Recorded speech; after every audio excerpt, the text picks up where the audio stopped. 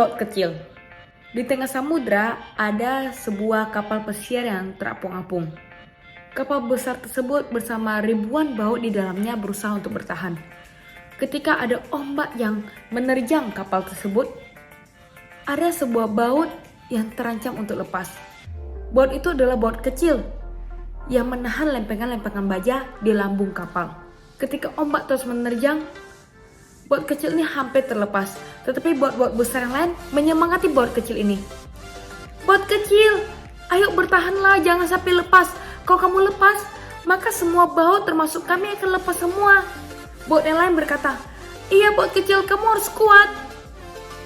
Kalau tidak ada kamu, maka kami dan juga seluruh isi kapal ini tidak akan selamat.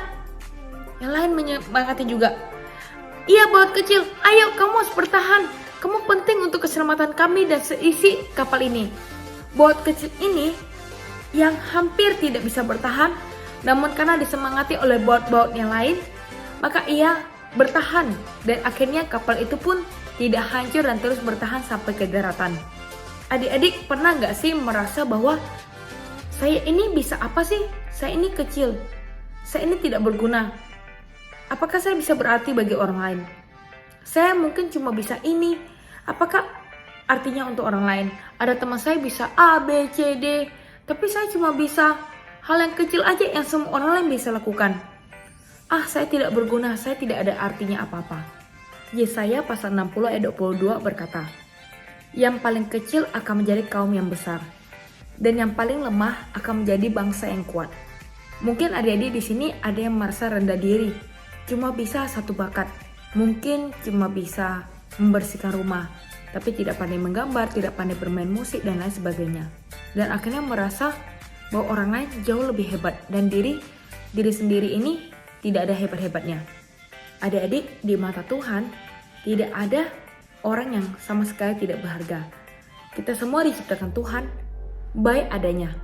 Tuhan sudah memberikan nilai yang sangat besar di dalam diri kita.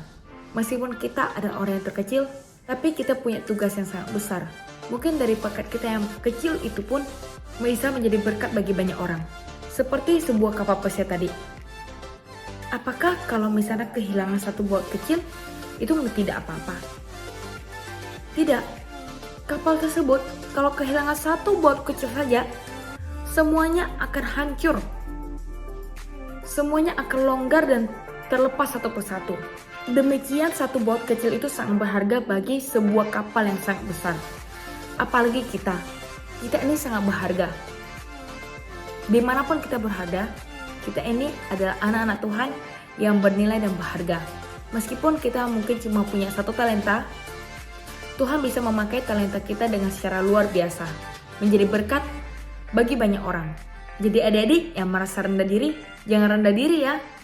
Kita ini berharga, kita spesial. Dan Tuhan bisa memakai siapa aja menjadi berkat bagi banyak orang, termasuk kita. Demikianlah ilustrasi semangat baut kecil. Semoga ilustrasi ini mengajarkan adik-adik hal yang penting ya. Sampai jumpa di ilustrasi selanjutnya. Bye-bye.